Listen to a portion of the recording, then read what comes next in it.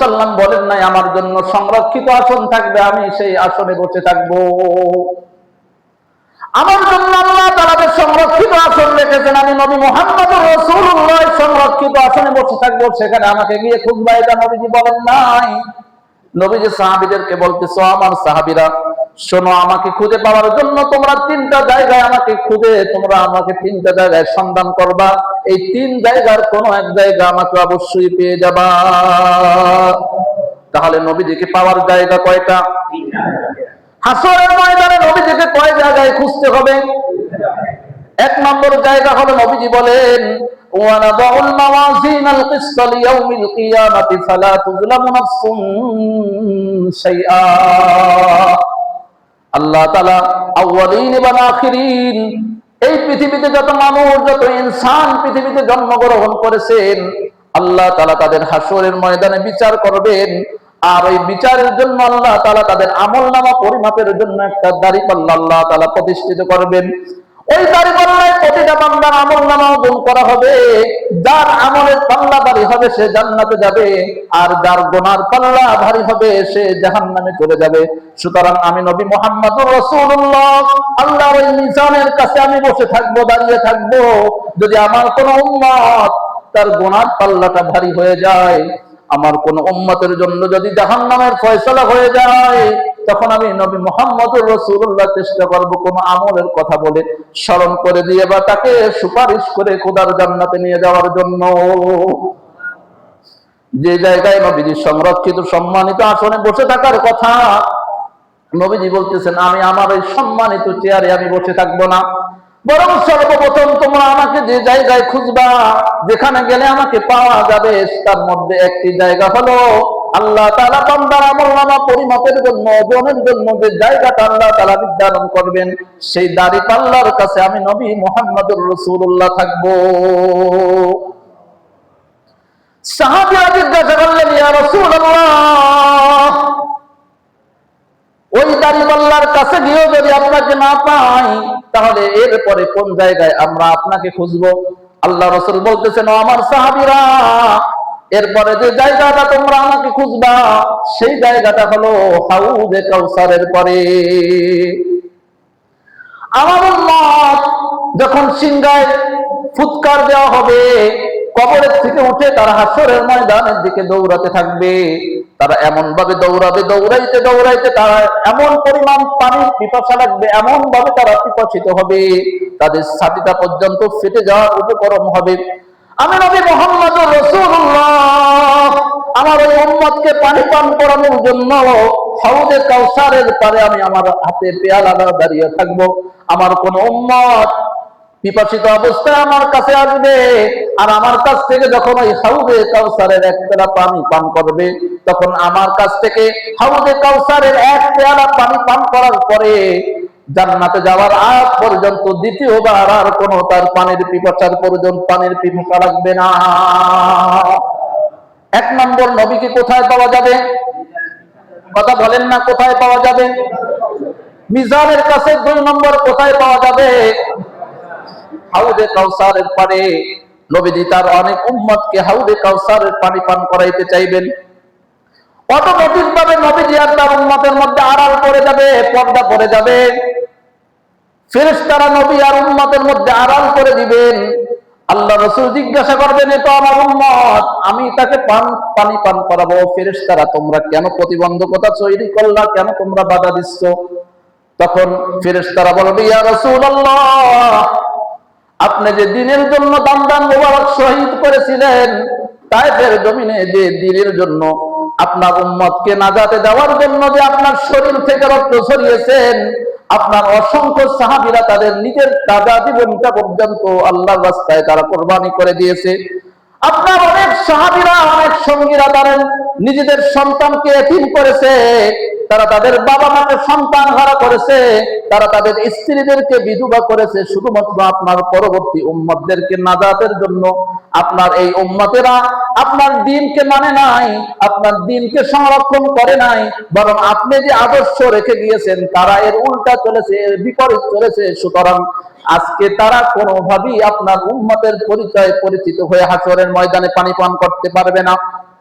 যে নবী উম্মতকে পরিবার করানোর জন্য মাকামে মাহমুদে বসে না থেকে হাউজে কাউসারের গোড়ায় হাতে পেয়ালা নিয়ে যে উম্মতকে পানি পান করানোর জন্য দাঁড়িয়ে থাকবেন, ওই নবী তখন একটা ঘোষণা দেবেন, সুহকান সুহকা,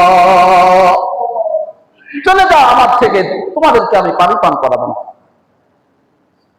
তখন বলেন আল্লাহ রাসূল যদি আমাদেরকে সুহকান সুহকান বলে দূর করে দেয়, ওই হাসরের ময়দানে আমার আপনার জন্য দ্বিতীয় কোনো ব্যক্তি সুপারিশের আছে? কথা বলেন না কেন? যে হাদিস রেখে আসছি, লম্বা হাদিস, যেখানে সমস্ত নবী রাসূল পর্যন্ত কি বলতে থাকবে? নফসি নফসি। আলোচনা মনে আছে তো? ওই হাদিসের থেকে আমরা আসছিলাম যে সমস্ত হাসরের ময়দানে সমস্ত নবী রাসূলগণ পর্যন্ত কি বলবে? নফসি নফসি, যে আমি আমাকে নিয়ে ব্যস্ত আছি। উজুহু ইয়াওমাইদিন মুসফিরা দাহিকাতুন মুস্তাবশিরা, ওই দিন সকলের চেহারাটা মলিন হয়ে যাবে, সকলের চেহারা লিকুল্লি ইমরিইন মিনহুম ইয়াওমাইদিন শানু ইউগনি, সকলেই নিজের পেরেশানি নিয়ে ব্যস্ত থাকবে, কেউ কাউকে নিয়ে ভাবার সুযোগ ওই সময় হবে না, কেউ কাউকে নিয়ে টেনশন করার বা কেউ কারো উপকার করার কল্পনা কারো মধ্যে আসবে না। ওই সময় শুধুমাত্র আল্লাহর হাবিব সাল্লাল্লাহু আলাইহি ওয়াসাল্লাম ব্যতিক্রম উম্মতকে নাজাতের ফয়সালা করানোর জন্য ছুটাছুটি করতে থাকবেন। কয় জায়গায় নবীজিকে পাওয়া যাবে? মনে রাখতে পারবেন এই তিনটা কথা। 1 নম্বরে,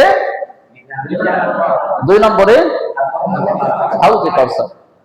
এরপরে সাহাবীরা বলতেছে, ইয়া রাসূলুল্লাহ, আপনার সন্ধানে আমরা মিজানের কাছে গেলাম, সেখানেও আপনাকে পাইলাম না। আপনার সন্ধানে আমরা হাউজে কাউসারের পারে গেলাম, সেখানেও যদি আপনাকে না পাই, ইয়া রাসূলুল্লাহ, তাহলে আপনাকে কোন জায়গায় পাওয়া যাবে?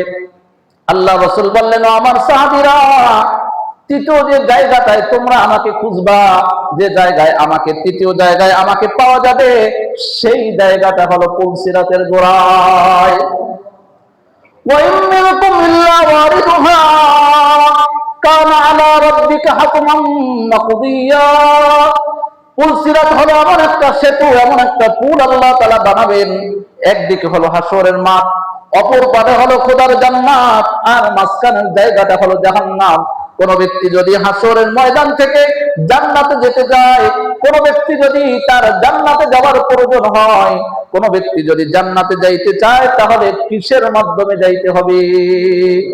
পুলসিরাত পাড়ি দিতে হবে।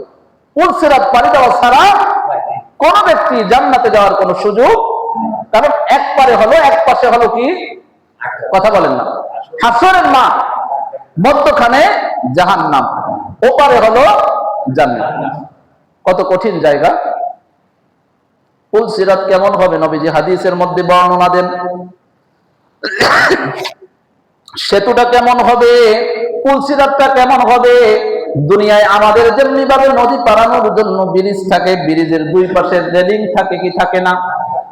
পুলসিরাতের 2 পারেও রেলিং থাকবে। দুনিয়ার সেতু পারানোর জন্য গাড়ি নিয়ে সহজে একসাথে 2, 3, 4টা গাড়িও একসাথে ব্রিজ পার হইতে পারে, সেতু পার হইতে পারে। কিন্তু হাসরের ময়দানে আল্লাহ তাআলা হাসরের ময়দান পাড়ি দিয়ে, জাহান্নাম পাড়ি দিয়ে জান্নাতে যাওয়ার জন্য যে পুলসিরাতটা তৈরি করেছেন, এটা কিন্তু এতটা প্রশস্ত হবে না। নবীজি বলতেছেন ওটা হবে চুলের চাইতেও চিকন, চুলের চাইতেও চিকন হবে, এবং সাথে সাথে এটা হবে এমন ভয়ানক ধারালো।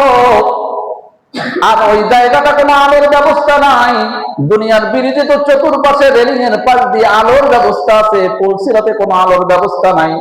হাজারো আমাবস্যাকে যদি একত্রিত করা হয়, যে পরিমাণ অন্ধকার, কারণ নিচে হলো জাহান্নাম, ওই জাহান্নামের আগুনের ধোঁয়া বা তাপে এমন অবস্থা, এমন পরিস্থিতি তৈরি হবে, এমন ঘন কালো অন্ধকার তৈরি হবে, কেউ নিজের শরীরটা পর্যন্ত দেখতে পাবে না, নিজেকেও পর্যন্ত দেখতে পাবে না, এমন ঘন কালো অন্ধকার। আর সেইখানে পুলসিরাতটা হলো এতটা চিকুন। আপনারা চার দেখছেন? কেউ চার? সাঁকো কয় বাসে? বলেন তো, গ্রাম অঞ্চলে যারা গেছেন, সাঁকো দেখেন না? এই যে বাঁশের চার বলে, একটা দিয়ে, একটা বাঁশের উপরে একটা দিয়ে পার হইতে আর একটা ধরতে হয়। ওইখান থেকেও কি অন্ধকারে পার হওয়া যায় সহজে? তারপরে শহরের মানুষ লাইট থাকলেও তো পার হইতে পারে না। যাদের অভ্যাস নাই তারা পার হইতে পারে, ওইটা কোনোভাবেই কি হতে পারে না, পার হতে পারে না। কিন্তু হাসরের ময়দানে এমন সেতু, দুই পাশে রেলিং আছে কিন্তু কি নাই, লাইট নাই। তাহলে কি আছে? নবীজি বলেন লাহা তালালিক, দুই পাশের রেলিং এ এমন কাটার মতো আংটা লাগানো আছে যে আংটাগুলো অটোমেটিক ভাবে ওঠানামা করতে থাকবে। কোন পাপিষ্ঠ বেঈমান যদি ওই পুলসিরাতের উপর উঠে, যদি সে পাপিষ্ঠ বেঈমান হয়, ওই লোহার আংটাগুলো তাকে একটা খামচি মেরে আস্তে জাহান্নামের মধ্যে তাকে ফেলে দিবে। অত পার হওয়া এত সহজ না। যে পুলসিরাত পার হতে হাজার হাজার বছর লাগবে, স্বাভাবিকভাবে একটা ঘোড়া, দ্রুতগামী ঘোড়া, সব থেকে দ্রুতগামী ঘোড়া যে দৌড়াতে পারে, ওই ধরনের একটা ঘোড়াও যদি দৌড়ায়, তারপরেও পুলসিরাত শেষ করতে তার কয়েক বছর লেগে যাবে, কয়েক শত বছর লেগে যাবে। ওই ঘোড়ার এমন একটি পুলসিরাত আল্লাহ তাআলা নির্মাণ করবেন, তৈরি করবেন বান্দাদেরকে জান্নাতে দেওয়ার জন্য। আল্লাহ রাসূল বলেন, আমি ওই পুলসিরাতের গোড়ায় দাঁড়িয়ে থাকবো। ও আমার সাহাবীরা, আমার উম্মতেরা, তোমরা শুনে রাখো, আমাকে যদি তোমরা মিজানের কাছেও না পাও, আমাকে যদি দ্বিতীয় জায়গায় হাউজে কাউসারের পারেও না পাও, এরপরে তৃতীয় যে জায়গাটায় পাবা আমাকে, তা হলো পুলসিরাতের গোড়ায়। ওই পুলসিরাতের গোড়ায় আমি নবী দাঁড়িয়ে থাকবো। আমার যদি কোনো উম্মত গুনাহের কারণে পুলসিরাত পাড়ি দিতে তার যদি সমস্যা হয়, সে যদি ভয় পায়, সে যদি আশঙ্কা করে জাহান্নামে চলে যাবে, আমি নবী মুহাম্মদুর রাসূলুল্লাহ হাতে ধরে তাকে পুলসিরাত পার করে তাকে জান্নাতে পৌঁছে দেওয়ার চেষ্টা করব। নবীজিকে প্রথম কোথায় পাওয়া যাবে? মিজানের কাছে, এরপরে হলো হাউজে কাউসার, এরপরে হলো পুলসিরাতের কাছে। নবীজি বলেন, এই তিন জায়গার কোন জায়গায় আমাকে সন্ধান করবে, তিন জায়গার কোন এক জায়গায় আমি নবীকে পেয়ে যাব। যে সময় সমস্ত মানুষ নিজেকে নিয়ে টেনশনে ব্যস্ত, লিকুল্লি ইমরিইন মিনহুম ইয়াওমাইযিন শানুন ইউগনি, সকলে নিজেকে নিয়ে ব্যস্ত থাকবে, পেরেশানির মধ্যে থাকবে, কেউ কাউকে নিয়ে ভাববে না, কেউ কাউকে নিয়ে টেনশন করবে না। আদম আলাইহিস সালাম কি বলবে? কথা বলেন না, নাফসি নাফসি। নূহ আলাইহিস সালাম কি বলবে? নাফসি নাফসি। আল্লাহর বন্ধু খলিলুল্লাহ কি বলবেন? আল্লাহর সব থেকে জলিলুল কদর আরেকজন নবী, আরেকজন পয়গম্বর, আরেকজন রাসূল মুসা কালিমুল্লাহ কি বলবেন? আল্লাহ তাআলার আরেকজন পয়গম্বর, আরেকজন রাসূল, আরেকজন নবী ঈসা রূহুল্লাহ, তিনি কি বলবেন?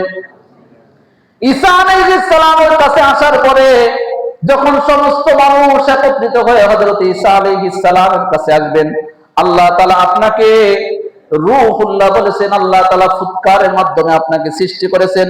সুতরাং আমরা বড় পেরেশানিতে আছি, আপনি একটু মালিকের কাছে সুপারিশ করেন, আপনি আমাদের জন্য মালিকের কাছে, আমাদের রবের কাছে একটু সুপারিশ করেন।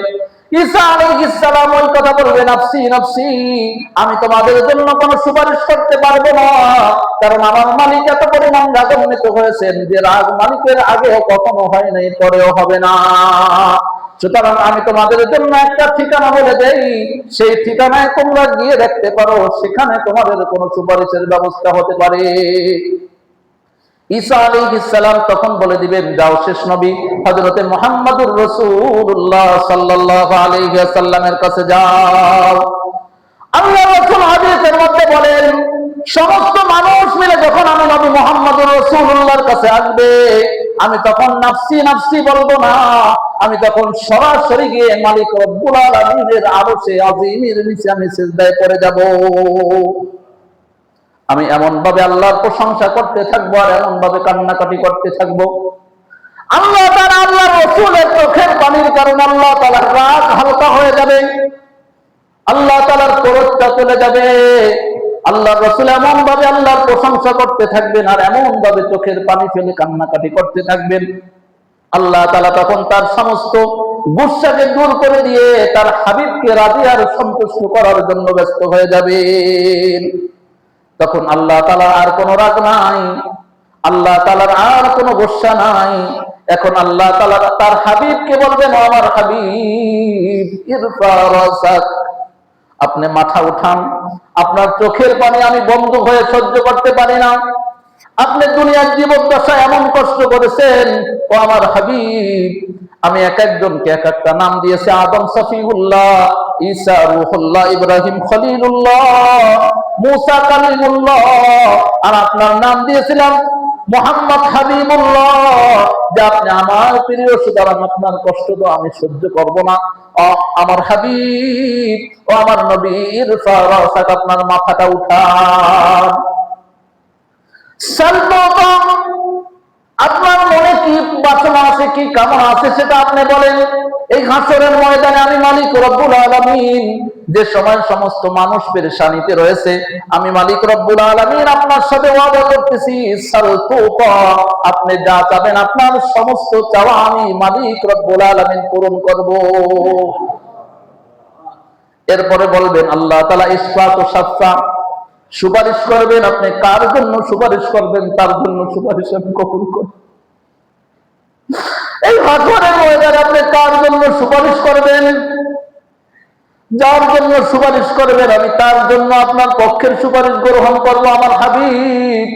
তারপরে আপনার চোখের পানি মুছেন, আপনি মাথাটা উঠান, আপনি আমার কাছে চান, আমি আপনার চাওয়া পাওয়া পূরণ করব। আপনি আমার কাছে সুপারিশ করেন, আপনি কার জন্য সুপারিশ করবেন, আমি তার জন্য সুপারিশ গ্রহণ করব।